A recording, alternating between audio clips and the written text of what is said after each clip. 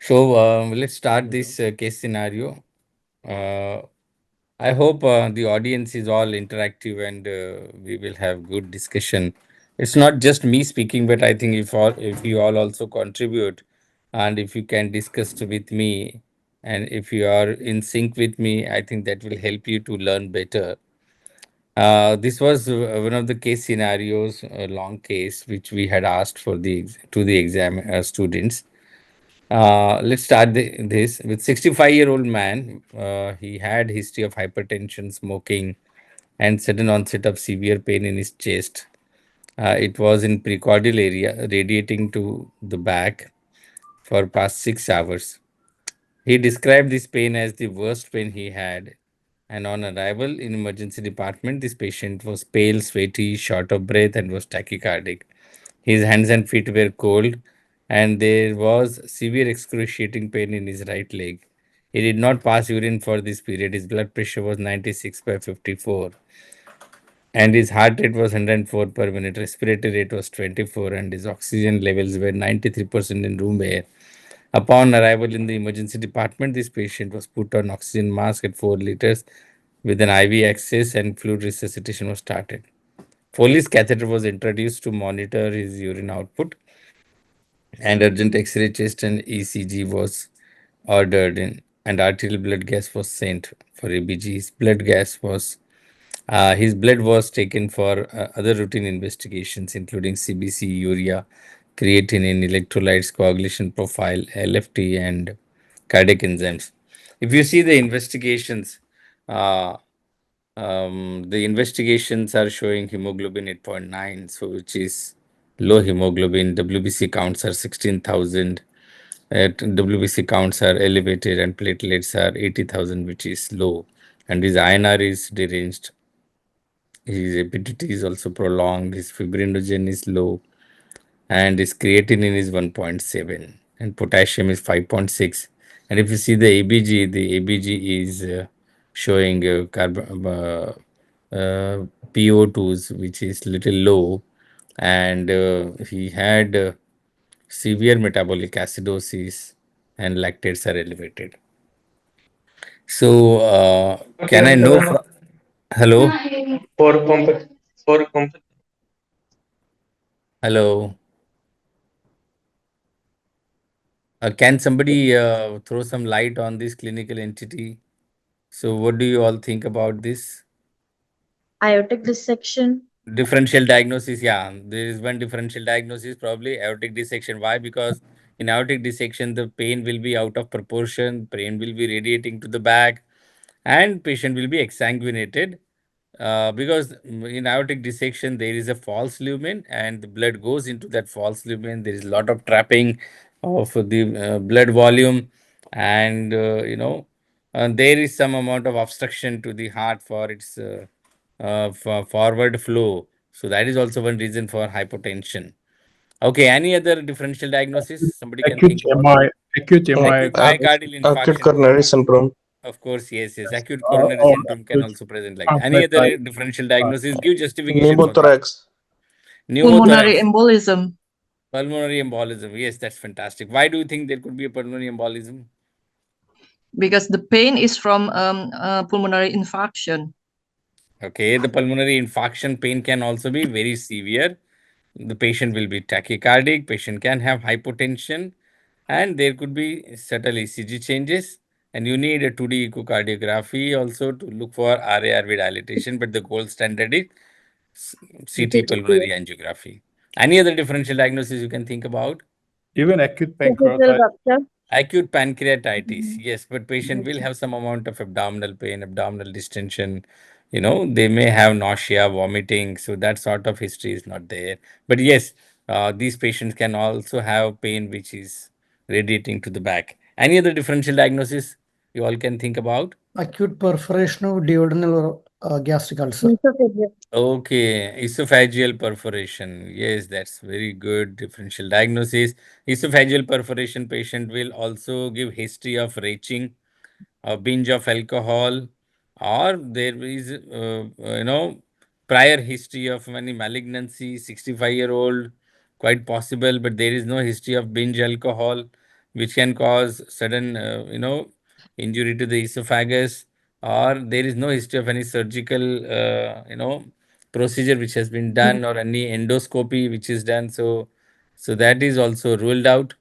And somebody said duodenal perforation. Yes, duodenal perforation patient can also present with abdominal pain. That pain can be in the chest, precordial region. That's fine. And but they will also have abdominal distension, guarding rigidity. Guarding and rigidity is classically seen in patients with abdominal perforation. So that particular finding is not there. Any other differential diagnosis you all can think about? Necrotizing fasciitis could be lower limb pain, severe pain with leukocytosis, lactate is high, and shock could be septic shock. Yes, lower limb cellulitis. Okay, yes, yes.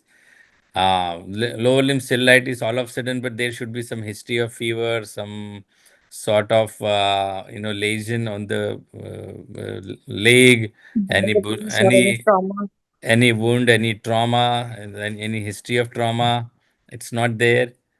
And any procedure, if at all some procedure has been done, that procedure is also not there. If patient has some devices, femoral devices, that can also cause deep vein thrombosis is one more differential diagnosis you can think about. There also you will have excruciating pain. Any other differential diagnosis? Mesenteric ischemia. Mesenteric ischemia can cause abdominal pain, out of proportion, tachycardia, hypotension. Yes, this can also be classically seen in these patients, and you need a lot of fluid resuscitation. Very good, very good. Anything else? So I think these are good summations of the differential diagnosis, and clinically it has to be correlated. So this is the X-ray chest which was done for this patient. And can somebody comment on this X-ray and the Medial ECG? channel widening, left sided pleural effusion. Okay, Cardiomegaly. fantastic. Cardiomegaly is there, sir. Cardiomegaly. There Yeah, is cardiomegaly. subtle cardiomegaly. Very good. And there is mediastinal enlargement, widening of the mediastinum. Anything else? There is some sort of effusion on the left side. Okay, that's classically seen here. Anything else? Obliteration of the aortic knuckle. Obliteration of aortic knuckle. Yes, yes. Obliteration of aortic Actually, knuckle we is have to, classically seen in patients with Aortic dissection. aortic dissection. That's Aortic fine. dissection. Fantastic, actually fantastic. it Anything looks else? like You wood can see shape. the trachea is also deviated to the right side. Can you see the trachea, which is also seem to be deviated to the right side? Yes, So sir. whenever you speak about X-ray, you should speak about A, B, C, D, E. A is airway. Airway means trachea. Trachea is shifted somewhere on the right side. Then B is bronchovascular markings. The bronchovascular markings are little prominent, but it's not that significantly hypervascular margins. And C is cardiomegaly. To look at the cardiothoracic ratio, if the cardiothoracic ratio is more than zero point 0.6, so probably the patient has cardiomegaly. And D for diaphragm. You will have to see the diaphragm. In a perforation, you will have gas under the diaphragm. That's not seen here. The dome of the diaphragm is also elevated in perforative peritonitis, mesenteric ischemia, or any sort of abdominal pathology. Or mediastinal air is also not there. Pneumomediastinum is not there. If there is esophageal perforation, you will be able to see pneumomediastinum. That is also not there. Pneumothorax. In pneumothorax, you will have classical deep sulcus sign. Okay, the deep sulcus sign is also not there. Somebody said no, tension pneumothorax. You can't see any hyperlucent shadow on the lungs, and there is no deep sulcus sign visible. So tension pneumothorax is also ruled out. Okay. Any other, and then we also have to see E, exterior, any subacute emphysema, basically subacute emphysema may be seen in patients with esophageal perforation, so that is also not visible. Good. So how about the ECG? Can somebody comment on the ECG, please? So there are Inferior wall ST MI. elevation in the inferior leads with mostly, reciprocal changes in one AVL. Okay. it's consistent with inferior Probably lobe, RV even infarction. though small. Oh, fantastic, fantastic. So there is classical ST elevation in the leads, like inferior leads, 2, 3 AVF. But in order to consider somebody as having myocardial infarction, there should be reciprocal changes. So you can see reciprocal changes in the anterior leads. If somebody has anterior wall MI, you will have reciprocal changes in the inferior leads. Okay, so this is classical ST elevation MI. ST elevation MI should have ST elevation more than how, what is the significant ST elevation MI? When will you call Depends. it a significant ST elevation MI? More than 5 Precordial, mm. precordial more, Pardon? Expecting ST V2, segment V3. elevated more than? precordials more than 1, Two. and the standard more than 2 millimeters. Okay. Sir, it's more than 1 mm, sir. If it is a male and he is less than 40 years, in That's V1 only to in V3, V2 and V3. that only in V1 and V3, it should be more than 2.5 mm. For more than 40 years, it should be more than 2 mm. For females, it should be 1.5 mm. Other leads are anatomically contiguous leads, it should be more than 1 mm. Or any new onset LBBP or ST depression in V1 to V2 also for more than 0.5 mm also it's significant. It can be posterior wall MI. That also we consider as STEMI only. Yes. That's fantastic. So it should be more than 1 millimeter. Okay. And even if it is 0.5 millimeters ST elevation, that is considered significant, provided patient has classical chest pain, biomarkers are positive, tropi positive. Okay. And patient has classical symptoms of chest pain, sweating, palpitation, all sorts of MI symptoms patient should have. So one more information that we should have is, even if you have inferior wall MI, then you should rule out posterior wall MI. How do you rule out posterior wall MI? You need to take extended ECG. You also have to see V7, V8, V9. Okay. So in order to rule out posterior wall MI, you should have significant changes in the uh, V7, V8, V9. Okay, you got For this? posterior, if you keep the ECG upside down, you Yes, can see elevation, and it's also conformative of the posterior MI or the prominent R waves on V1 and V2. It's also yes. characteristic of. Oh, fantastic. Good, good, good addition. Good, good, good, good. So we have already discussed about differential diagnosis, and we have also tried to interpret the laboratory and blood gas findings. So what would you do to confirm your differential diagnosis with different investigative strategies? One by one, can somebody please enumerate? CT aortogram. CT aortogram is the gold standard Sir, for first aortic dissection. clinically we have to see for pulse deficit also, sir, in both Yes, arms and pulse deficit. Both and arms pulse BP deficit. also we should measure in the both arms. Both arms, And fantastic. next bedside best test would be an echo also we should have get it done, sir, because these patients are more prone for cardiac tamponade also, and in echo also you can see the aortic dissection. If it is involving the root of aorta, all we can rule out in echo also, sir. And Oh, bedside great. ultrasound also can be done, sir. Then we will to confirm. Then we'll go for a CT or something like that, sir. Great, great, great. Any other investigation that you will do apart from 2D echo? 2D echo can also help you to diagnose aortic dissection. Basically, you see the aortic root dilatation. You will also see regurgitation. You know, aortic regurgitation is classically seen in 2D echo. You will also be able to see LV distension, LV enlargement of the LV, and uh, you will also be able to see in a lung window. Ultrasound lung also will help you to diagnose any fluid accumulation in the lungs. Curly B lines also you may be able to notice, and you may also have pericardial effusion in Yes. patients with aortic dissection. You may have pericardial effusion, pericardial tamponade. is also classical finding that you appreciate in 2D echocardiogram. Any other investigation? Aortogram is very, very important, and on the basis of aortogram, you can define or classify this aortic dissection into three different types. What are the different types? DBK's classification. There are two classifications, Stanford and the Baker. Stanford, I think, is easier. It's up to left subclavian artery, this type 1, and the distal to left subclavian artery, this is type 2. And the Baker is, I think, it consists of three gradings. First, I think again up to left subclavian artery, but the second one is divided. I don't remember exactly, but there are three subtypes. Somebody else can also add proper Stanford classification or DBK's classification. Anybody else would like to add? Throw a light on this classification. The Stanford classification is type A is anything involving the ascending aorta is type A, sir, Stanford.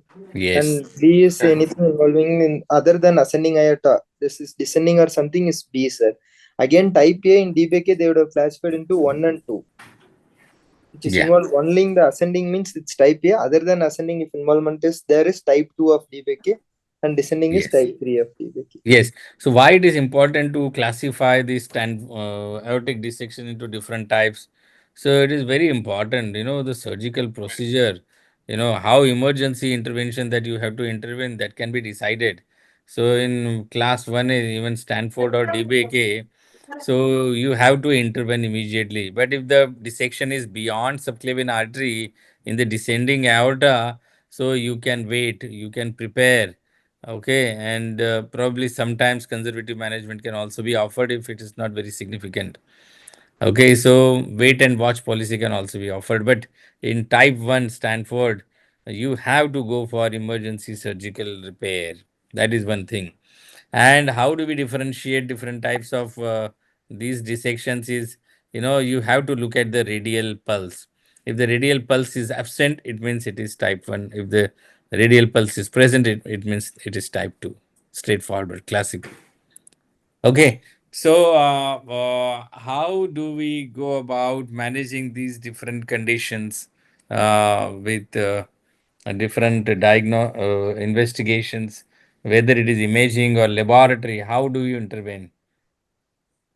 Please, somebody come up. You know that clinically this patient has aortic dissection, and you have done 2D echocardiography. This is the 2D echocardiographic, and this is the CT scan. Can somebody comment on this echo and CT scan? So this is like a practice session. You all can do Sir, the there is practice, and I'm there to add. Yeah. on echo, there is a mosaic pattern, sir, in the aortic valve, and it is supposed to long axis view, so it might be aortic regurgitation in the echo. And CT, we are able to see pericardial effusion is also there in the CT, sir. Next thing, the lumen is narrow, sir, in the CT, and there is contrast is there in both ventricles. And Yes. Also, so contrast is going into the ventricle. It means there is significant aortic regurgitation that's happening. And probably there is affection of the right heart also. Okay, there is significant pericardial effusion. And there is, you can see the aorta, where in aorta you will also see some sort of contrast in pseudolumen. Yeah, high potency. You can see the double lumen here. So generally we look at the paroxysmal long axis view where you can see the aortic root. The aortic root looks very dilated. Okay, generally the rule is right ventricle, aortic root, and left atrium, their size is same. 332 rule, we call it as 332 rule, where the size of RV, aortic root, and LA should be equal. But here you see the aortic root is significantly dilated, and there is regurgitation of blood into the, there is regurgitation of blood into the ventricle. There is significant regurgitation. Okay, this is the right, this is the left ventricle, and this is the aorta. Aorta is, you can see, and this is the aortic root. This aortic root is significantly dilated, and the aorta is looking such a big vessel here, and there is significant regurgitation. Okay, so let's move on. Any other investigation that you would like to do? Yes, sir.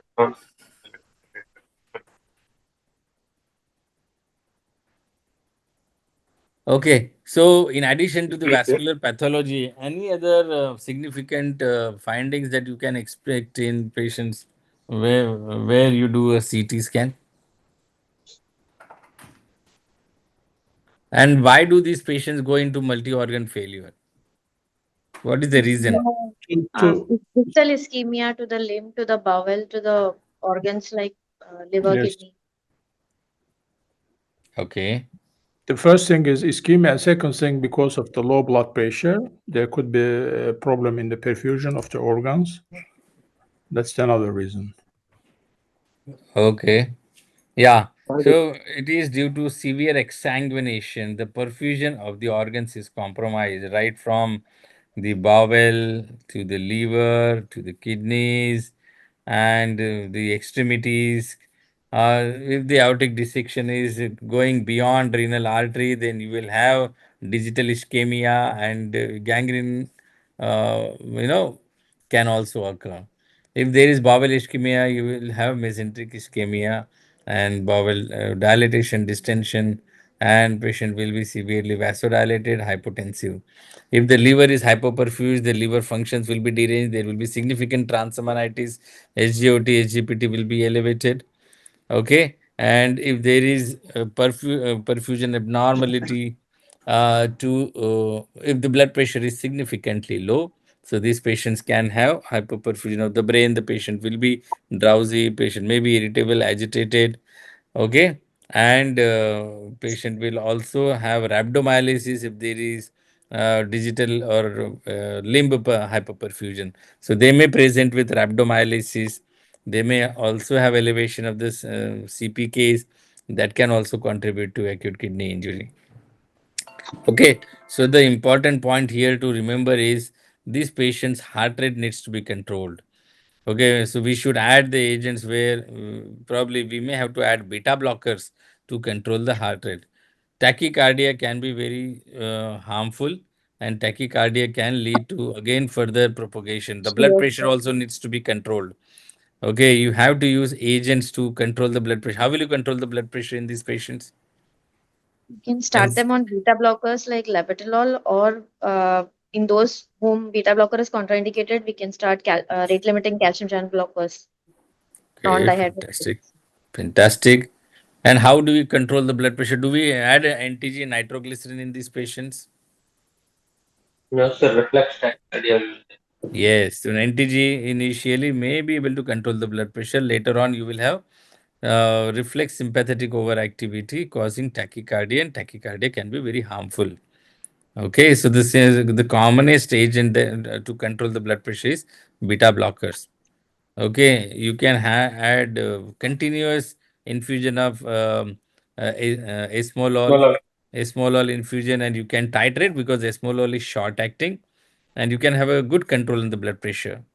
Okay, beta blockers like Metexel may have long action, can have precipitous fall of blood pressure. You should be judicious. So you should use short-acting beta blockers like esmolol to control the blood pressure. Second, what is the other clinical management that you will offer to this patient apart from the blood pressure control?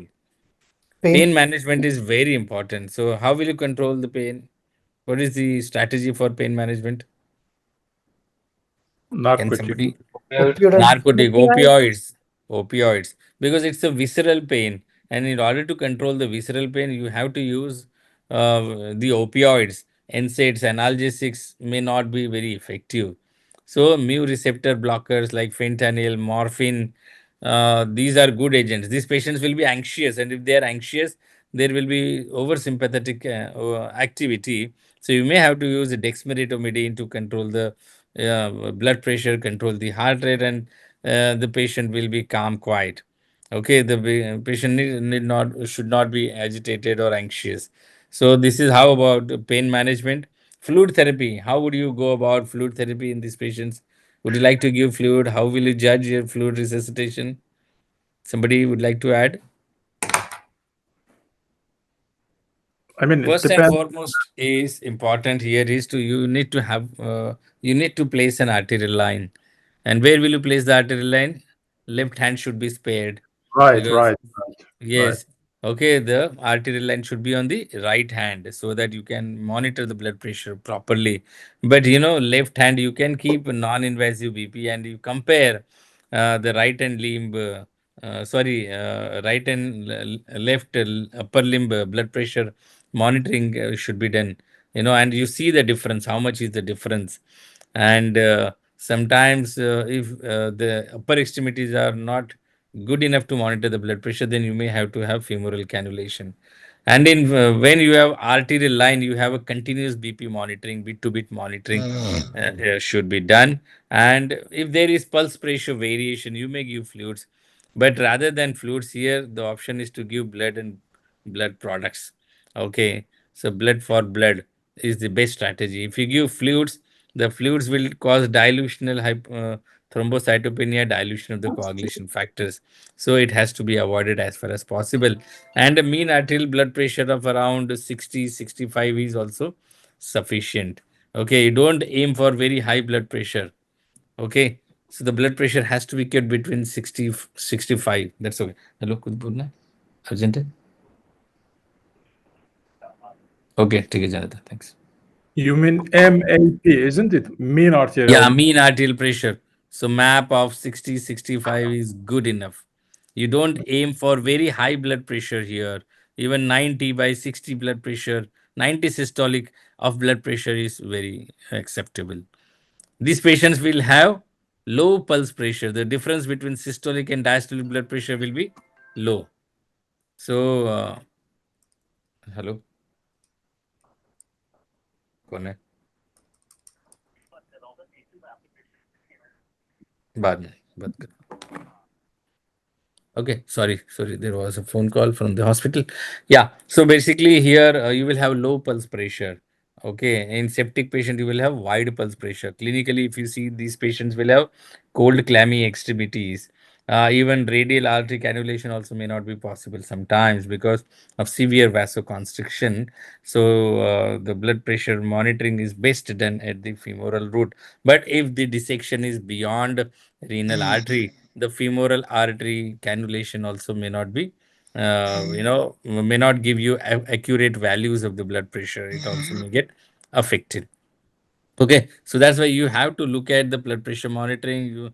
You may place the central line, and CBP monitoring can help you to guide cardiac tamponade, development of cardiac tamponade. Prominent X and Y descent is classically seen. If the patient has CBP monitoring, you can do see that.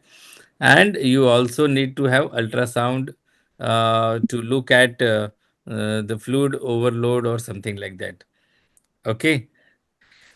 Anything else? Any other clinical management that you can have? These patients should be intubated, ventilated. If they are exsanguinated, don't try and put them on non-invasive ventilation or just keep waiting them till their respiratory distress is worsening. Okay, these patients can be best treated with sedation, paralysis, intubation, ventilation, and have good control on the hemodynamics of the patients.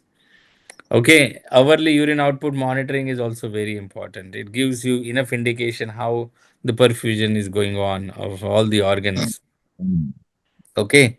Any other clinical management that you can offer to your patient? Lactate, serial lactate monitoring is very important. Frequent ABGs. Every 1 hourly ABG is important. If you do ABGs at a farther time duration, or you don't repeat it, you may miss the significant hypoperfusion or significant uh, compromise in the clinical condition that may be missed. So that's why you have to do lactate monitoring every 1 hourly, and lactate clearance is very important. And what is more important is you need to activate the surgical team. Which surgical team you would like to invite, and what do you expect them to do? CVT. Cardiac surgical. Yeah, cardiovascular thoracic surgeon should be activated. and this patient needs to be wheeled inside the operating room, and immediately this can be also taken care of surgically.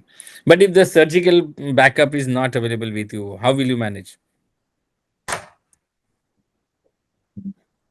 Would you Vascular like? surgeon also IR will for be involved, sir. They possible can go for stenting. stenting. Pardon? You would like to go for stenting? Dacron Stent. patch? Dacron patch. Okay. Anything else that you can also offer? The patient is extremely unstable, then we can go for a IABP or not IABP, sorry, this bypass. Extracorporeal membrane oxygenation, Yeah, yeah. ECMO, VA ECMO is required so that you can buy some time till the surgical procedure is offered, and you can stabilize the patient also, and you can preserve the organs, because here the perfusion of the organs is very important. VA ECMO is a gold standard.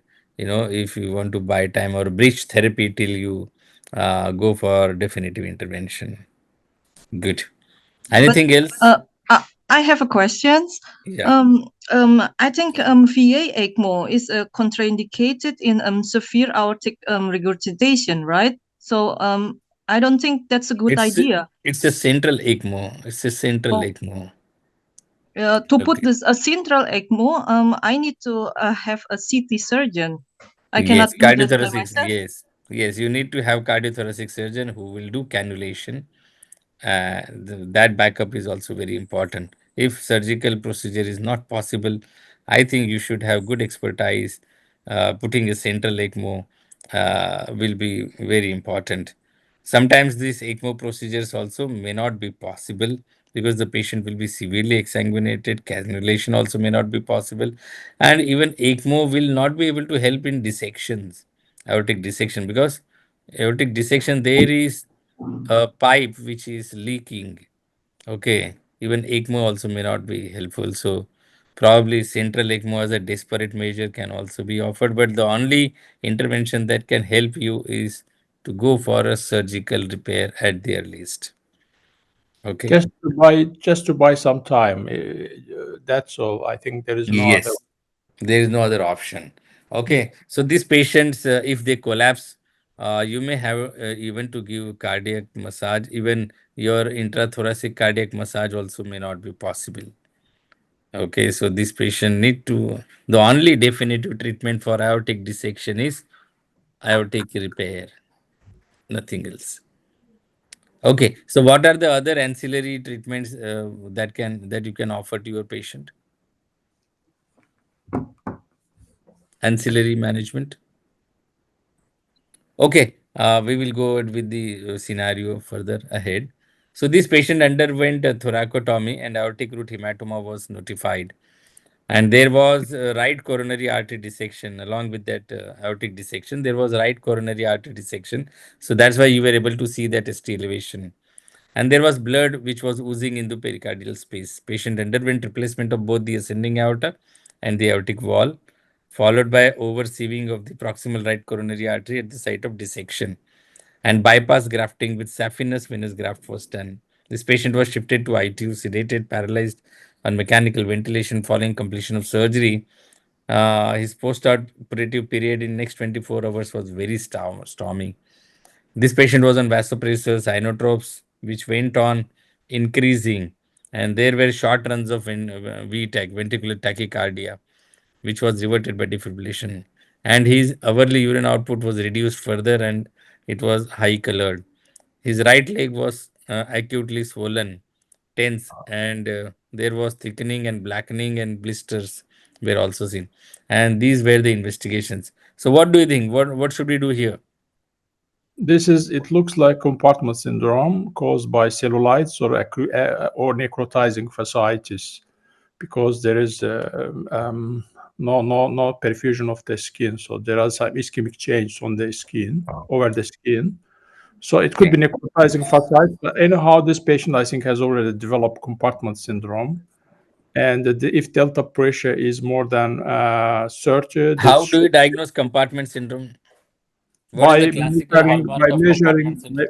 by measuring difference between MAP and the intracompartment pressure. If it's more than 30, then Compartment syndrome. Okay, this is clinically if you get Yeah, clinically, how will you diagnose? if you get the paresthesias, pain when you press the Pain, ankle, pallor, there paresthesia, is a numbness. pain over the area, and Okay. clinically and by Doppler to check the pressure and to define the delta pressure. These two things are. How will you measure the delta pressure? This is difference between mean arterial pressure and the intra compartment pressure. Okay. So what will you do? How will you measure that? I will go for fasciotomy. Okay. How will you measure the intracompartmental pressure? Do you have any idea? Anyone knows? We How have will an instrument, sir, but I'm not aware. I don't know the name of that. We have an instrument. So we just puncture, it will show the pressure in that, sir. So if it is less than diastolic blood pressure and that pressure, we should match, sir. If the difference is less than 30, then we have to push the patient for surgery immediately. Okay. I don't know the So name of the instrument, sir. okay. So it's a simple device. You just need to poke a needle inside one Yes, yes. centimeter in the fascia and transduce this needle. And you also have mean arterial pressure. If the difference is more than 30 millimeter, so probably the patient has intracompartmental hypertension. Okay. And if there is loss of pulse, if the dorsalis pedis or posterior tibial pulse is lost, it means the patient has compartment syndrome. Only diagnostic characteristic of compartment syndrome is loss of pulse. Okay, this pallor, paresthesia, pain, and all that. So These are the signs of raised intracompartmental pressure. Okay, but but compartment syndrome is nothing but loss of pulse. Okay. but sometimes the pulse will be there. It's mentioned in so many. Yeah, it may have subjective variability how you appreciate. You may not be able to appreciate the pain. For that, you need to have a Doppler device which can help you to assess the flow. Okay, you have to monitor the dorsalis pedis and posterior tibial blood flows. Okay, so so what is the treatment of choice for compartment syndrome? Fasciotomy. Fasciotomy. If there is intracompartmental hypertension, how would you treat? There is no compartment syndrome now, but you want to offer some treatment to this patient. How will you treat intracompartmental hypertension? Limb I elevation. mean, you cannot see RT if patient urine output is down, just to release the Yeah. edema affecting that area. Yeah. Limb elevation is one. Yeah. Next. Yes. Anything else? Analgesia. We Analgesia. can Very good. start we can start the patient on muscle relaxant also. Muscle relaxant. Why you would like to add muscle relaxant? Which muscle relaxant you would like to add? Central muscle For relaxant. example, yes, neuromuscular, for example, nightly. Uh-huh. Neuromuscular blocking agents. This is Would you like to tricorium or use like neuromuscular blocking agents in this patient? Would you like to use choline, succinylcholine? No, sir. no, this is tricorium or something, just to reduce the effort and decreasing the pressure, intra-abdominal pressure. So you can do the elevation. You can apply glycerin maxillary dressing. Okay. Mm. Don't apply DVT pump here. You may add anticoagulants. Okay. You may add low molecular weight heparin, but you have the risk of bleeding already. This patient has aortic dissection, so you can't offer that also. You can use some agents which will improve the blood flow, uh, you know, and you can also go for superficial fasciotomy initially, later on followed by the deep fasciotomies. Bedside fasciotomy can also save the limb. If you don't do debridement or from fasciotomy, you're likely to lose the limb. So the disadvantage here is this patient will have rhabdomyolysis. Because of this gangrene, you need to monitor the CPK levels. Okay, if the CPK levels are very high, patient has rhabdomyolysis. How will you treat rhabdomyolysis? IV fluid resuscitation. Okay. And if there is a acute kidney injury and hyperkalemia, anti-hyperkalemic measures, and urinary alkalization to keep the Okay. pH of urine more than 6.5. Okay. Anything else? Uh, So yes, basically alkalinizing urine alkalinization procedures may help, but these are not very definitive interventions. You have to do fasciotomy. If the patient goes into acute renal shutdown, or patient has severe metabolic acidosis, or if the patient has hyperkalemia, the best form of treatment is CVBSDF, continuous venous hemodiafiltration, where you can take care of the middle molecules, even the large molecules. The myoglobin also needs to be taken care of. You have to use the filters. Or if the patient is unstable hemodynamically, CRRT is the best form of treatment, continuous renal replacement therapy. And in CRRT, how do you do the settings of CRRT to take care of the acidosis and rhabdomyolysis? Can somebody please tell me how will you set the settings on CRRT for rhabdomyolysis?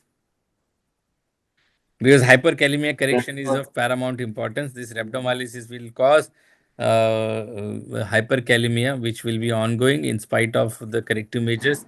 The potassium will remain very high, and patient can die due to hyperkalemia. So, how will you treat hyperkalemia due to this rhabdomyolysis in CRT?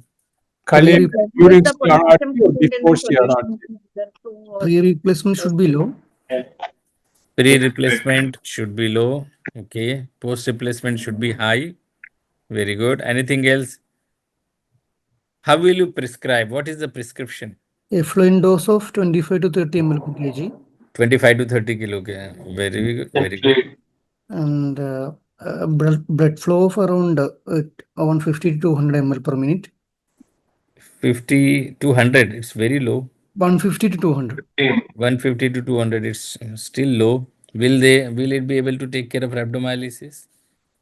You have to keep very high blood flows. Maybe 200, 250 or 300. Okay. Here you have a risk of filter clogging also, filter blockage. So blood flow has to be high. Okay. And replacement dialysate also you may have to keep high in order to take care of hyperkalemia. Okay. So dialysate can be 50%, and replacement should be 50%, and blood flow should be 200 to 250, or beyond more than that also will be the settings to take care of rhabdomyolysis. Okay. So this patient was operated by the surgical team. Compartment syndrome of the leg was repaired. Sir, if we have only HT machine, can we go ahead and only do dialysis, sir? Will it be helpful? CVVSDF, you can do CVVSDF. No, Is the sir. If we don't dialysis have machine. HDF machine, we have HT. Only dialysis will be helpful. I'm asking, sir. Yeah, I have even a dialysis can slade. You can do the slade. You can do the okay, slade. okay. Only if that machine is available, we can do it. That's why You I had can do doubt. that also, but you have to keep the blood flow high. Okay, sir. Blood flow should be more than 150. Okay, Okay, sir. if you keep the blood flow very low, the filter is likely to be clotted, and you will not have effective clearance of potassium and myoglobin. Okay, sir. Hmm? The Thank you, biggest sir. mistake that we do is we keep the blood flow very low, thinking that patient will develop hypotension. Okay. So initially you may keep the blood flow low, but later on keep on increasing incrementally till you achieve maximum hyperkalemia clearance.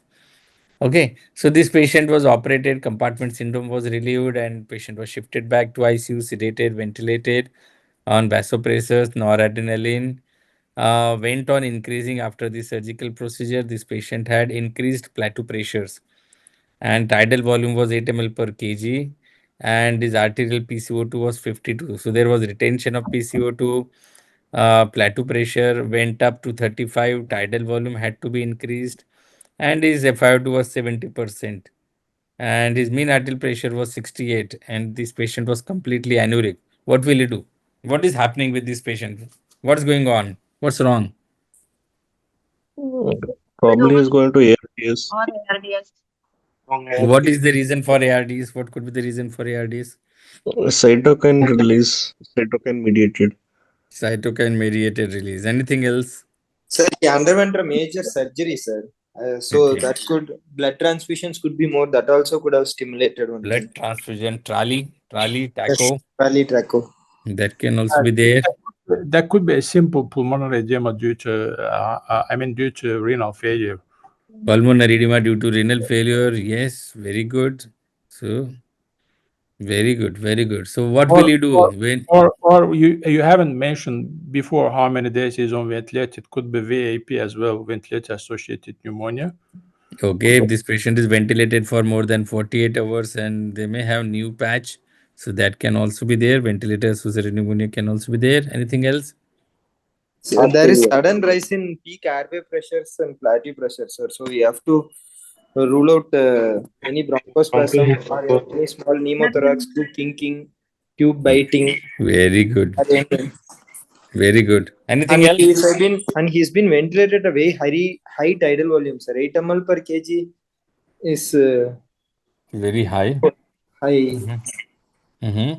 So there can be barotrauma, there can be volute trauma, there can be ARDS, there can be trolley taco, there can be effusion, pleural effusion, hemothorax, there can be pneumothorax, or there may be bronchospasm or the kinking of the tube.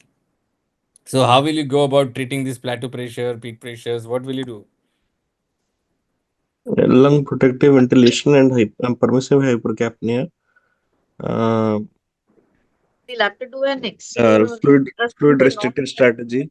fluid that can be drained, reducing. Okay.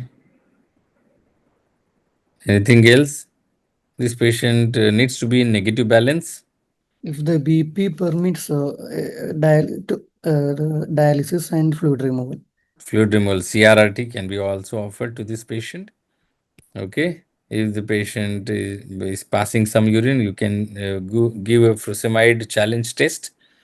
Okay. You may give furosemide challenge and you will try to restrict the tidal volume. Would you like to give prone positioning to this Recruitment patient? maneuver, Pardon? Well, if it is defined as recruitment maneuver and prone position. Recruitment maneuver. You would like to give recruitment maneuver. What sort of recruitment maneuver you would like to give? What are the different According recruitment to maneuvers? Sir, no, sir. uh, The patient underwent a two cardiac. type, if increase CPAP, zero CPAP, or increase pressure control ventilation. If the cause RDS, acute renal distress syndrome, Any to evidence for improve recruitment oxygenation. maneuver? Does the guideline support recruitment maneuver? if No, sir. patient Will is improve oxygenation, but not to improve mortality or length stay of ICU. Just improve oxygenation. if it's Okay. defined as an ARDS, the prone position more than 12 hours a day is strongly recommended, and it reduces mortality and morbidity. And Yeah. lung protective strategy, it is strongly recommended. But regarding recruitment, the recommendation is weak. I mean, it's low. Yes. So it's not so important, but the prone position and lung protective strategy is the mainstay of the treatment, I think. Yes. Fantastic. What is that trial which has shown positive benefits of prone positioning? Proseva trial. ProSeva trial. Very good. Very good. ProSeva trial is. Could you do the You know, proning in thoracotomy patient? pardon? Would you do prone positioning in thoracotomy patient? This patient underwent a surgery, major surgery, thoracotomy. I know it will be very difficult to give prone positioning if somebody has undergone open sternotomy, and if you give prone positioning, that will disrupt the chest wall compliance, and it will be very difficult to give prone positioning. Okay. But any other option? Any other option? ECMO. Yeah. ECMO. Yes. You can go for BB ECMO And in this patient. high PEEP. Sedation. Yes. Sedation. Sedation, paralysis. You can increase the depth of analgesia so that patient doesn't bite, chew. You may use bronchodilators, and you may have to reduce fluid intake, and you have to have very conservative fluid strategy. Fantastic, fantastic, fantastic. Okay, so this was the X-ray of that patient. So what do you see in this X-ray, and what will you do?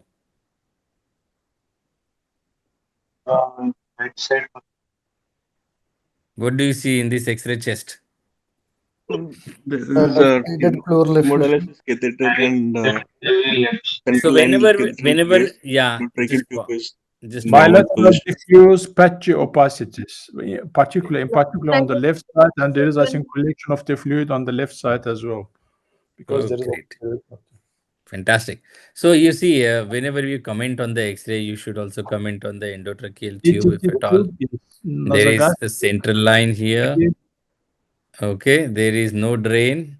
There is hilar congestion here. You can see the hilar congestion here also, but you see this opacity, homogeneous. So probably this could be hemothorax or pleural effusion. Post surgery, this patient can have. So the treatment of choice here is to drain this fluid. Okay. Chalo, next. Okay, this patient ICD was placed on the left side, 800 ml of blood was drained, and there was marginal improvement in the ventilator parameters. Okay, bedside percutaneous tracheostomy was done. Over next few days, patient's condition improved further, and vasopressor, inotropic requirement went down, ventilator support was reduced, and patient was weaned off from paralysis sedation. But patient remained unresponsive even after few days. And his clinical examination showed GCS of even M2 VT with bilateral symmetrical pupils reacting to light.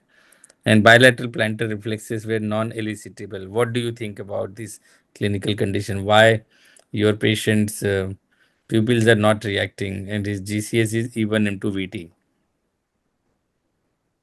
that is possible that Probably patient's sedation and the paralytic agent have not been, patient may not Mhm. have come out of the sedation and paralysis. Second Okay, thing, patient may have suffered a stroke during this period. okay. The Or first one, the replacement of part of aorta is always associated with the risk of stroke. There could be stroke. very Because good.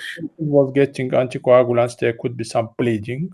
Okay, Because this patient has developed rhabdomyolysis, he was on CRRT. There were some metabolic reasons could also be there, like I don't know, it's not mentioned there, hypercalcemia or hyponatremia, hypernatremia. All these things could cause it could be the metabolic cause of this reduced consciousness level. But I think here the problem is organic. Most probably he developed either bleeding or ischemic stroke. okay. Stroke is one possibility, ischemic or bleed. Yes. Okay, anything else? persistent sedation. He was on CRRT, so there may be hypothermia persistent. So Okay, And that pump, may be one of the reason. Dyselectrolytemia, if he's having any kind of status epilepticus, seizure disorder, or any kind of seizures. stroke. Yes, this patient can have. pump time, if it is too long, it might cause the post-pump perfusion syndrome. Okay, post pump perfusion syndrome. Okay, anything else? Critical illness, myoneuropathy. Sir, but what about the sensorium? Sensorium is not improving, but he's not moving his extremities also. So this is one differential diagnosis. I am not saying this could be the only. Anoxic brain encephalopathy. Hypoxic brain injury can also be possible because Not moving the lower limbs could be due to thrombosis of Adamkiewicz as well. yeah, The, very the good.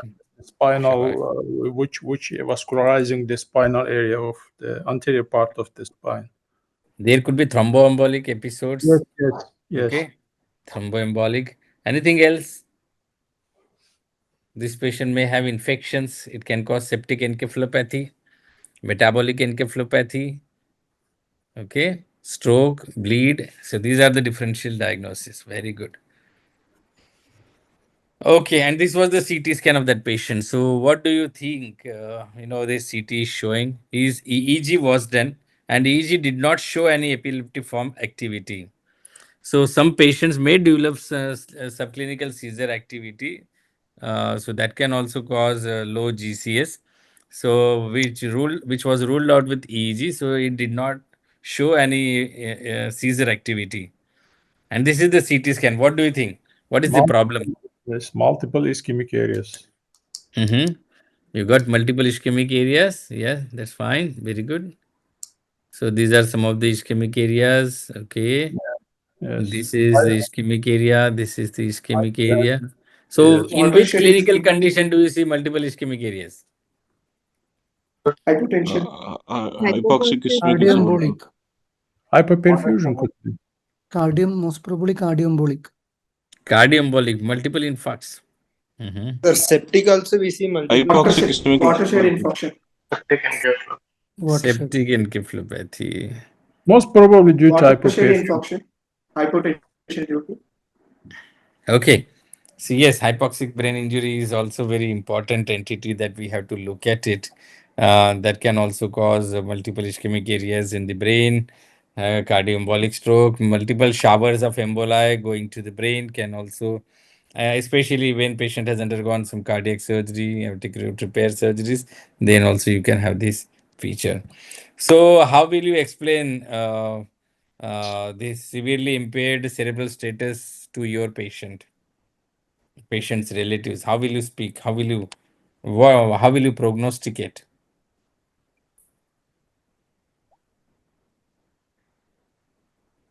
I think we have to be honest and we have So to this tell is frank. Like a multidisciplinary.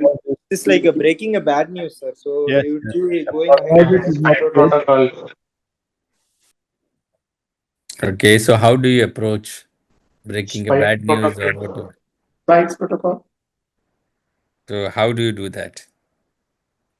Suppose I am the relative of the patient and I'm very upset with the ongoing management, and you have to convince me that whatever you've done is right, and you have to give me a prognostication. How would my patient do well in further course of time? So I'm a relative. How convince me? First, we'll have to do ancillary tests like SSCP, EEG, probably transcranial Doppler to make sure that there is hypoxic ischemic encephalopathy. After that, we'll have to, if everything is suggestive of hypoxic ischemic encephalopathy, we'll have to understand the baseline understanding of the patient, patient's relatives, how much he understands about the ongoing process and everything, and assure him that all the appropriate management is being done. And if he still has any concerns, then we can offer him a second opinion if he wants to take a second opinion, and Okay. make him available of all the records. Okay. And then, yeah.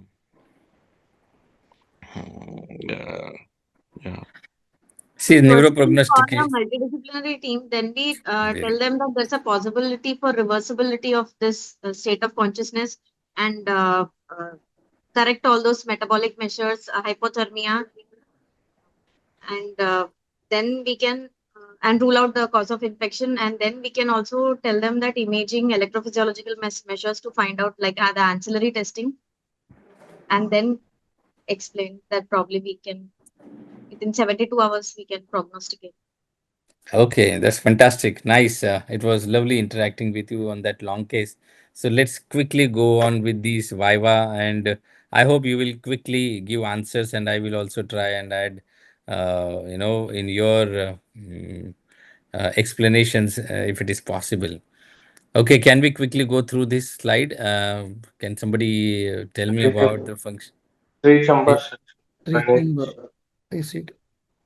Okay, this is three-chamber the drainage, Underwater. water seal, drainage suction. system, the drainage system.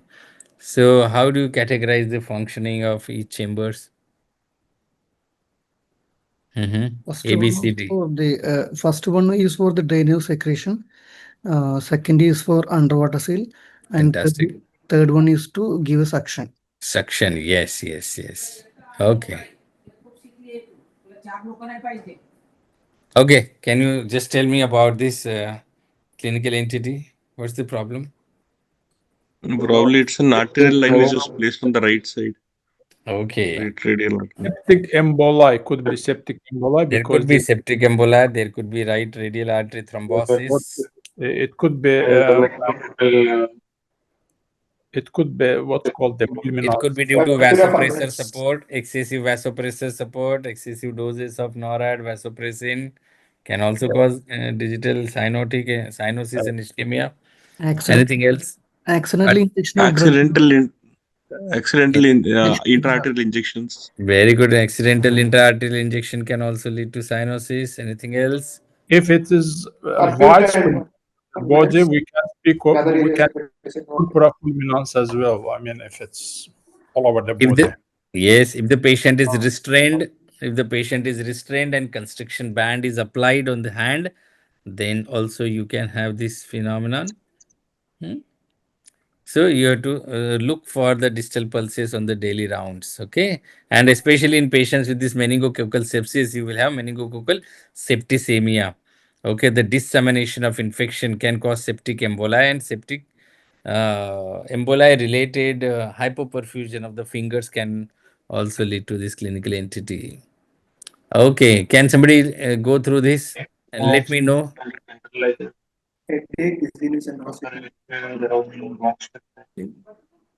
I hope you all are with me. Friends, I hope you all are with me. Yes. Bacterial meningitis. How will you diagnose bacterial meningitis? How will you differentiate it from various other types of meningitis? Count is elevated with dominance, and the glucose is very low. Okay. Yes. And in viral meningitis, how would be the clinical finding or CSF finding? There will be not polymorphonuclear. There will be there will be lymphocytes. Yeah, lymphocytes. That's all. The glucose will be normal. Glucose will be normal. Proteins will be elevated. Elevated. Okay, that's how you differentiate. And how will you differentiate it from tuberculous meningitis? Which one? Tuberculosis or bacteria? Yeah, tuberculosis. Will be high, glucose will be low. Glucose will be very low. Again, will be very high. Proteins will be So lymphocyte and history. Lymphocyte predominance will be there, and history also, it will be a chronic history, sir. Patient will have for 15 days like that. Okay. Characteristic of Gonna be very high. cobweb. The glucose will be very low and there will be cobweb appearance and proteins will be normal. Okay. So can somebody comment on this curve?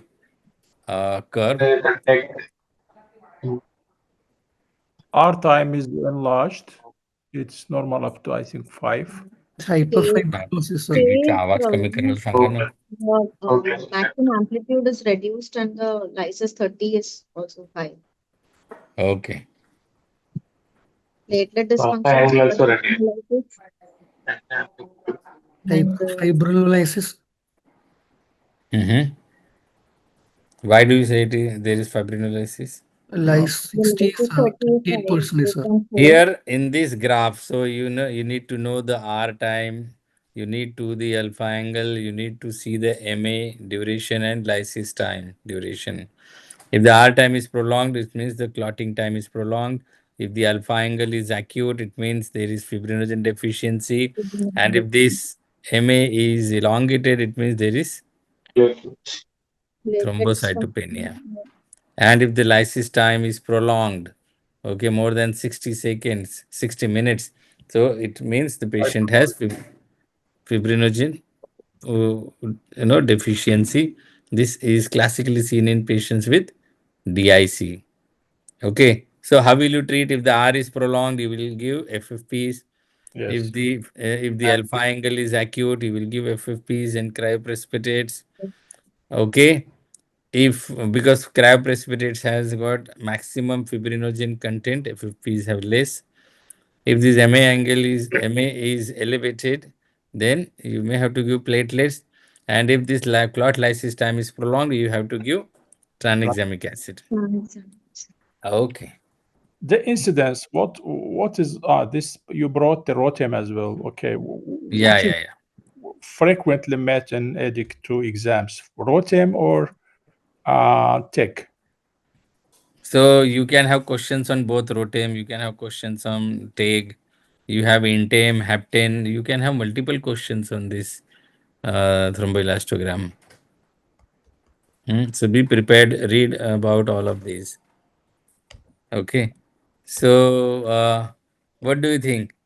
Can Say you So if just it's heparin, prolonged and heparin intense, overdose. attempt to possibly. Heparin overdose, we have to treat with protamine because the indem is elevated, heptum is normal. very good, very good, very good. Anybody else would like to comment on this, Hepten?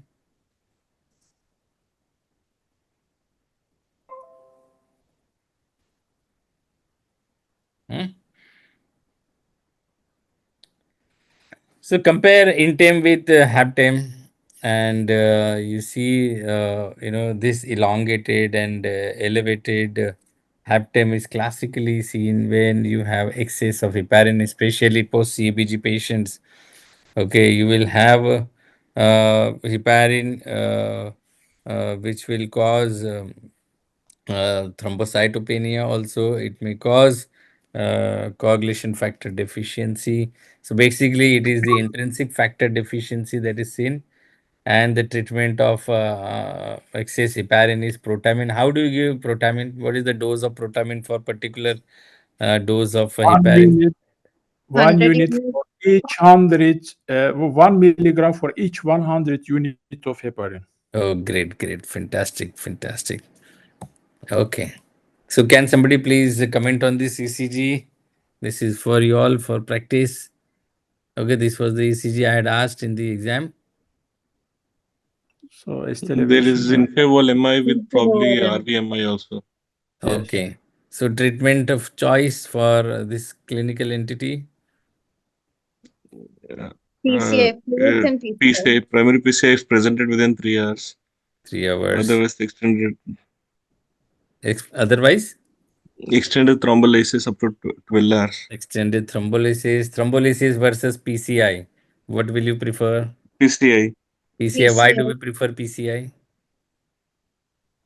Because you have both diagnostic and therapeutic advantage. You can diagnose, you can treat. Okay, with thrombolysis, it's a blind Happening. technique. Yes, and you may not achieve 100% recanalization even after thrombolysis. Any which ways, you have to go for angiography post thrombolysis also. Okay, and bleeding complications are also very high post thrombolysis. So that's why PCI is compared to be better compared to thrombolysis. Okay, this patient also had complete heart block. Do you see any complete heart block here? P waves are not Yeah. seen. Yeah. Maybe Junctional dissociation. bradycardia. Okay, I can't see P waves here. Yes. Only QRS complexes are there. But So P waves are there is no on association of P wave with QRS complexes maintained. Hmm? Yeah. look at the one standard. Okay. Even complete heart block can also present as a ST elevation MI. Yes. This can be CHB can be also presentation of myocardial infarction. So never underestimate and only go for pacemaker, but you have to treat these patients with PCI, or you may have to go for thrombolysis. The complete heart block gets resolved on its own. Otherwise, we end up putting pacemaker for all patients, especially if the patient is hemodynamically unstable, then you don't have any option but to place a pacemaker. But otherwise, thrombolysis or PCI can prevent further placement of the pacemaker. Okay, what do you think about this ECG? So, what is your diagnosis? This is pacemaker spike seems to be. Yeah. Okay, this is the ECG of a patient with the pacemaker. There are no atrial spikes from the pacemaker, no P waves, only ventricular spikes are there. So, probably this is only ventricular pacemaker. Uh, you VVIM. need you need to add atrial lead also probably here, and you may have to check the pacemaker why the P waves are not there, or there is no atrial kick.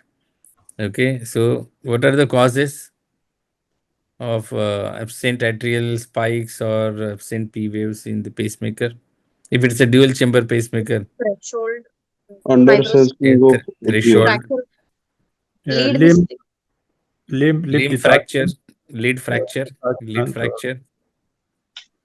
Okay, Anything else? malfunction of the pacemaker. Under sensing. Under sensing, sensitivity is not adjusted, output is not adjusted properly. Okay. Or if it's a long-standing pacemaker, there may be fibrosis around that lead, and the leads may not be able to capture appropriately. So, in that sense, also you may have loss of atrial spikes. So, can somebody please go through the CRRT alarm and let me know very quickly? There's arterial Thinking, arterial and arterial pain. alarm scene. Mhm. Why do you say there is arterial kinking or alarm? It's a In there is a spike seen in the there is a negative pressure. negative pressure in the arterial alarm. Mhm.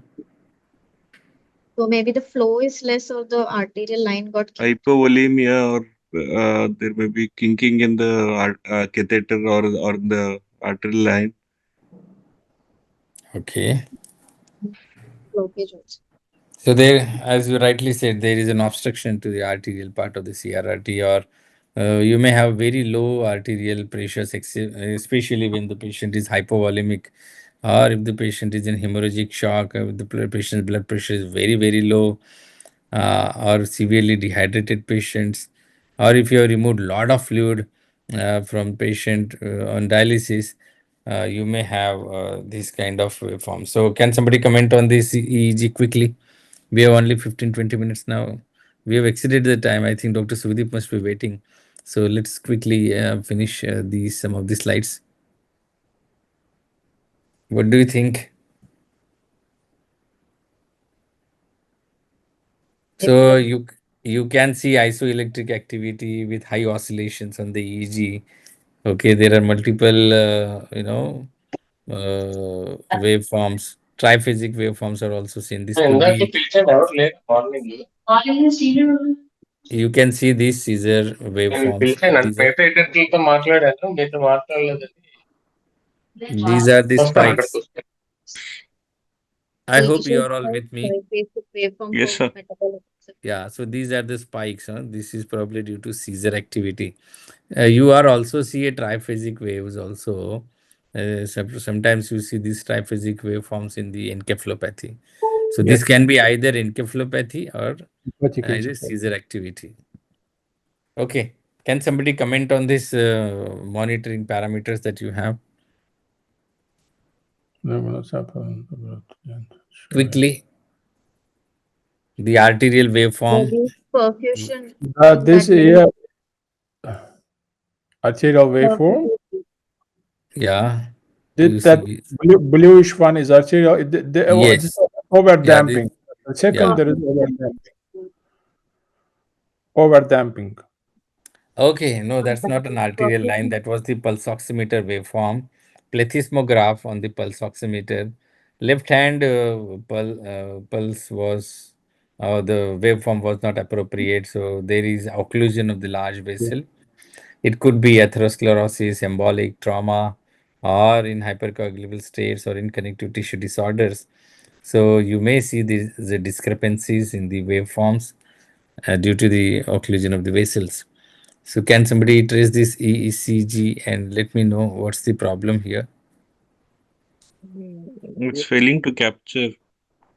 Okay. This is the ECG of a patient with a pacemaker in situ, and there is intermittent failure of ventricular capture. You can see these are the areas where you don't see any ventricular capture here.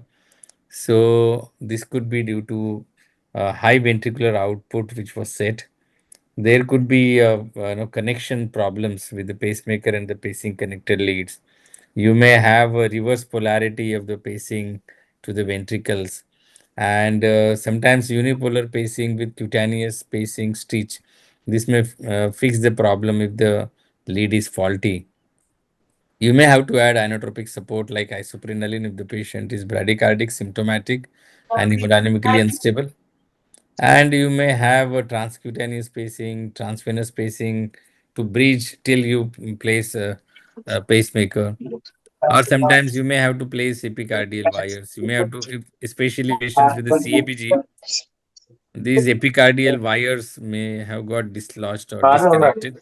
You may have to replace or check these so అంటే epicardial wires. BP కొంచెం తక్కువ ఉంది ఒక Okay. 2-3 days పడుతుంది BP settle అవడానికి కొంచెం ఇప్పుడు BP పెరగడానికి చేసి వెళ్తుంది Okay, I hope you all 2 are days with లో అది me. తగ్గిస్తా ఉన్నాను Can you otherwise please unmute yourself? Pain ఏంటంటే ఇక్కడ ఒకసారి మరి పెయిన్ ఆల్రెడీ మేము మోస్ట్లీ అన్ని డ్రైన్స్ తీసినాక నడిపిస్తాం 2-3 days అంతా సెటిల్ అయిపోయింది సార్ మరి వెయిన్స్ మొత్తం ఎన్ని సెట్ వేయండి రెండు వైపుల వీన్స్ ఇక్కడ ఆర్టరీ మొత్తం మూడు మూడు ఎక్కడ పోసారు Hello. మొత్తం ఇదంతా open చేయాలి. ఎక్కడ ఓపెన్ చేశారు మళ్ళీ ఇక్కడ Sir, the last లోపల నుంచి slide, I తీస్తాం. think. మరి ఇక్కడ Hello. The previous slide. Yeah, you want to see the previous slide because the others are speaking, so I'm not able to explain the slides to you all. So please keep yourself on mute, and then only I'll be able to really go through. We have just 10-15 minutes now. I hope Dr. Sudeep has not joined.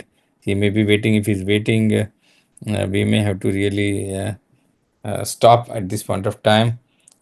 Dr. Fatima, is Dr. Sudeep waiting or what? Let me know. Yes, sir. Huh? He's Sir, waiting. we can continue for 10 to 15 minutes if you want. Okay. So let's continue for some more time. If you all are okay, friends, do you want to continue? yes sir continue Yes, sir. Okay. So let's quickly go through just rapid fire. Okay. So what is this device?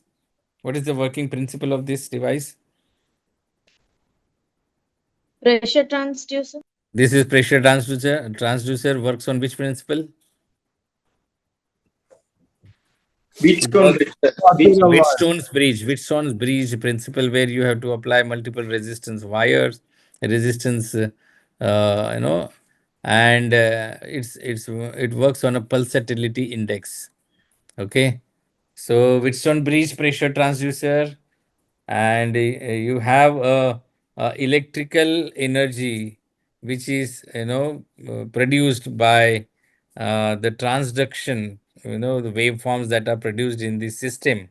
Okay, and that electrical energy is converted on the monitor with different parameters values. Okay, and it is plotted against a graph, and you get the different values. So it's an arrangement of the resistors where the resistance of all but one is known.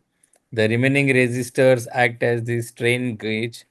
The pressure on the gauge changes, so does it the resistance, and this causes the change in current which flows through the Wheatstone's bridge. I think this is all for theoretical purpose. You must have read it in the physics, need not, but you should know what is Wheatstone's bridge and how it functions. Okay, can you identify this device? HB Hello. filter. This is HME HME filter filter. The pattern. risk associated are blockage, infections. Okay. Sometimes the patient may deteriorate if the HME filter is clogged. The peak pressures will elevate. Patient can develop pneumothorax if the patient is breathing against resistance. So these are all the problems. What is this device equipment? So this is basically a Sengstaken Blackmore tube used as a temporary measure, as a desperate measure to control the bleeding till the endoscopy is done. Okay, it has got esophageal and gastric balloon. 3 contraindications are esophageal stricture or rupture, unidentified bleeding, and unprotected airway is the contraindication for Sengstaken Blackmore tube. Can you identify the graph and treat? How will you treat? Obstructive shark fin wha- appear. How will you treat? How will you treat? Give Treatment bronchodilator. is bronchodilators. Okay, very good.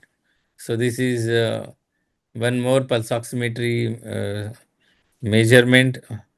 So what abnormality do you find here and how will you treat?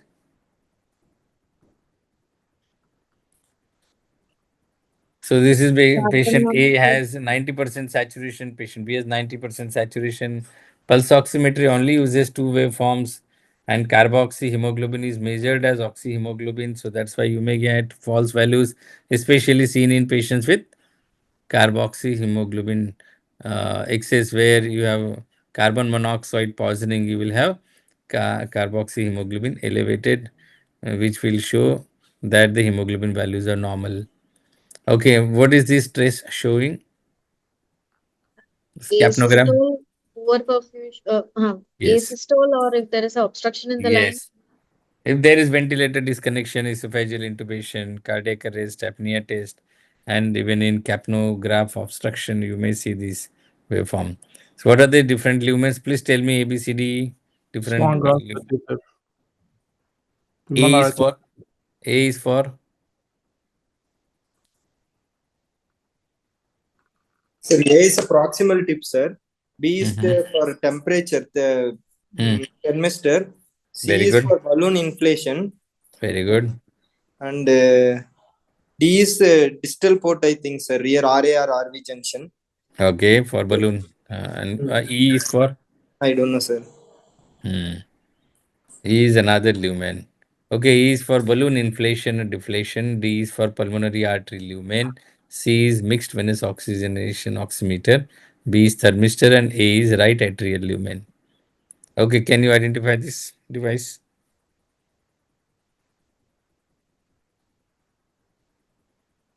This is nitric oxide cylinder. Okay, used in patients with ARDS. ARDS, pulmonary hypertension. Okay. So what is the complication? It can cause complications like methemoglobinemia. Yeah. What is this tube called? Double lumen tube. Double lumen tube used for isolation of the Single lung. lungs. Isolating. Yes. Single lung. Yeah. What are these? 4 uses. In surgery and in bleeding, if there is some of one side bleeds, then you will isolate. Or if it's a Yeah. bronchopleural fistula, you will isolate. If there is Yes. operation, you will isolate. So many indications for this. Yes. Single lung transplant, bronchopleural fistula. You have copious secretions with the risk of soiling to the unaffected lung, especially in bronchiectasis, lung abscess, or unilateral parenchymal injury, pulmonary contusion, pneumonia, unilateral pulmonary edema, or where you require differential ventilation. So these are the conditions where this double lumen tube is used. It is also used in whole lung lavage, especially in alveolar proteinosis. If the patient has massive hemoptysis from the unilateral lung, then also you can use this double lumen tube. Or you have anatomical and physiological lung separation, then you can use double lumen tube. Okay, what is this? Identify this device fast. Can somebody identify? This is intraosseous needle for rapid fluid resuscitation. Okay, where you are not able to establish the IV access. Okay, usually in cardiac arrest kind of a situation. You must be able to identify this device. What is this? This is mechanical CPR device. Okay. Can somebody identify this rhythm? Ventricular tachycardia. This is monomorphic ventricular tachycardia. Early defibrillation is the treatment of choice. This is thermal blanket. What is the evidence now? Do you go for hypothermia now? Oh, sir, euthermia, sir. Less than 37.5 degrees Celsius should do, sir. Yeah, you have to maintain euthermia and constant temperature. You don't allow the fluctuation in the temperature. Earlier Eurotherm trial had suggested that hypothermia benefits the patient, traumatic survivors of post-cardiac arrest, but recent evidence is very negligible and doesn't show any advantage of therapeutic hypothermia. Instead, it can cause shivering, increased oxygen consumption, brain oxygen consumption can also be increased. So that's why it's not recommended now. Okay, let me go through some of the interesting these things.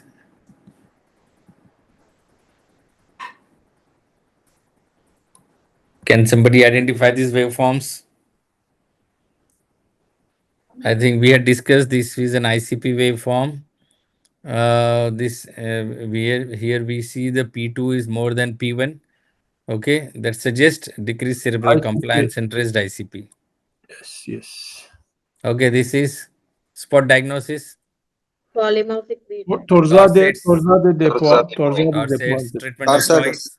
Magnesium. Magnesium. Or Magnesium. cardio. If the patient is unstable, then you may have to cardiovert. This usually there is a QT prolongation. This can be precipitated by amiodarone. Okay, can you calculate the percentage of burn? What formula do you use to calculate the burn? Formula of nines. Lyons formula. Okay, rule of 9. It is called as Lund Browder diagram. Brother is mostly for kids, I think. No? Yeah, mostly for the children. Yeah. Okay, this patient, female, came to ER, rescued from firehouse. She sustained full thickness burns in upper limbs and lower limb. On arrival, tachycardia, hypotension, saturation 96. Patient is drowsy, arousable. Does this patient need immediate intubation?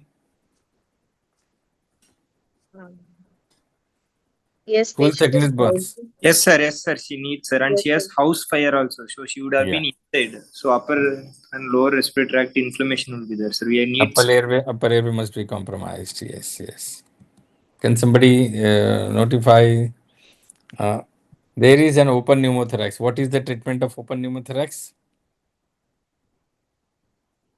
Treatment of open pneumothorax? ICD Chest only, drain sir, to and flutter valve pneumothorax. effect till ICD and then ICD. First, you apply a flutter valve.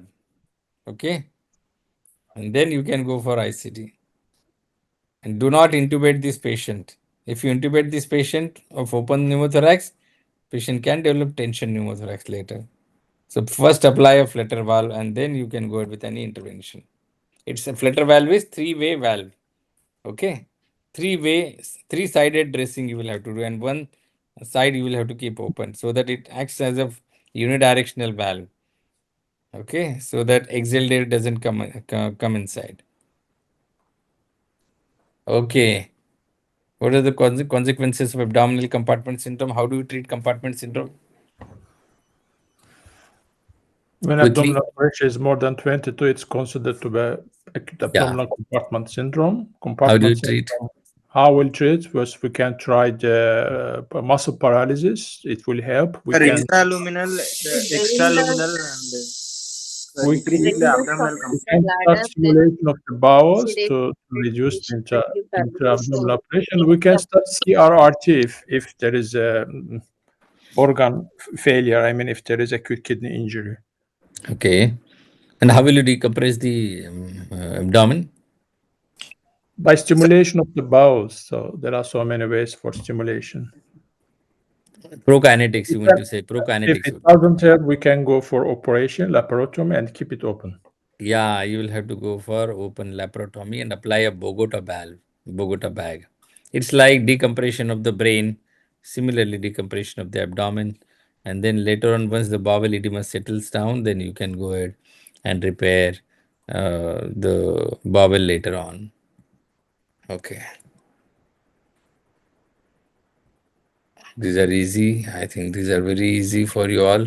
Let me go through some complex. Can you identify the abnormality here? There is cyst inside of liver. So what are the causes and how will you treat? The abscess, it could be amoebic abscess as well. It could be metastasis or it could be PCS. plus Considering the accident history on warfarin. There is a fluid around the liver as well. There is, I think it's liver with hepatocellular carcinoma, maybe HCG. Okay, this can fantastic. This can be liver laceration. There is hemoperitoneum around. There could be liver infarct. There could be portal vein thrombosis. So, n number of differential diagnoses. How will you treat? This could be ruptured liver also due to trauma. And do you operate all liver lacerations? When will you operate? Invasive, I mean, by angiography, there could be embolization of the bleeding vessels as well, not necessarily. Okay. So what is this device called? What is this device called? So, adjustable tracheostomy. Larynx tube. Adjustable flange tracheostomy tube. You can adjust the tracheostomy tube length, according to whether the patient has short neck or long neck. This can be very useful.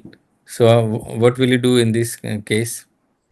13-year-old male who rode a motorbike and he was stranded and he had complaints of difficulty in breathing. What will you do? Manual inline stabilization and intubation, C-spine stabilization and airway protection. Okay. And so there is possibility of laryngeal and tracheal injury here, vascular injury also maybe there, brachial plexus injury. Awake fiber optic intubation or elective tracheostomy or cricothyrotomy is the treatment of choice in such patients. So basically, when you are intubating such patients, rapid sequence intubation is important. If you're not able to visualize the vocal cords, you have to go for cricothyroidotomy. Okay, what is this? LMA. Laryngeal mask airway. Laryngeal mask airway. What are Supraglottic three airway. uses? What are three uses of laryngeal mask airway in ICU? Difficult intubation.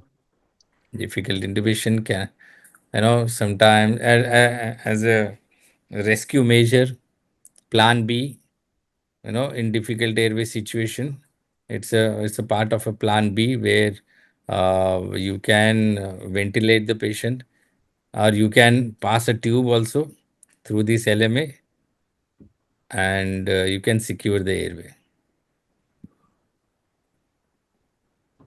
What is this? Venturi mask. Venturi mask. So, do you know the color coding and the oxygen FiO2s that are provided with different color codings? No, sir.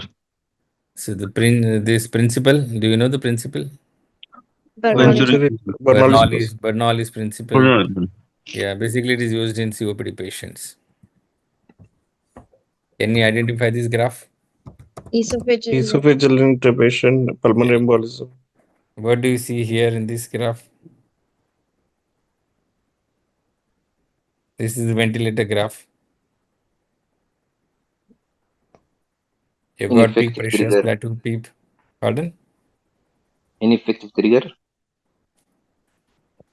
Okay, the red line shows increased airway resistance and green line shows failing lung compliance. I think you know what is the curve? Oxyhemoglobin dissociation curve. Okay. So sorry to interrupt, but Dr. Subhadeep Sen sir will be joining now. Actually, we have by 3 o'clock, Gunadhar sir will be taking the class. Okay, fine. Let's finish and all So the if best you- to all the students. So if you want to like reschedule to by today's evening, we can have 40 minutes. It will be difficult evening. I'm a little busy. Can we schedule it tomorrow if it is possible? Okay, so I'll have a word with you later. Yeah, please let me know. Okay. Yeah, All sure. the Thank aspirants. you. Thank you. My best wishes with you all, guys. Thank you very Thank much. You were Thank wonderful, interactive. It was lovely interacting with you all. Okay, my best wishes again.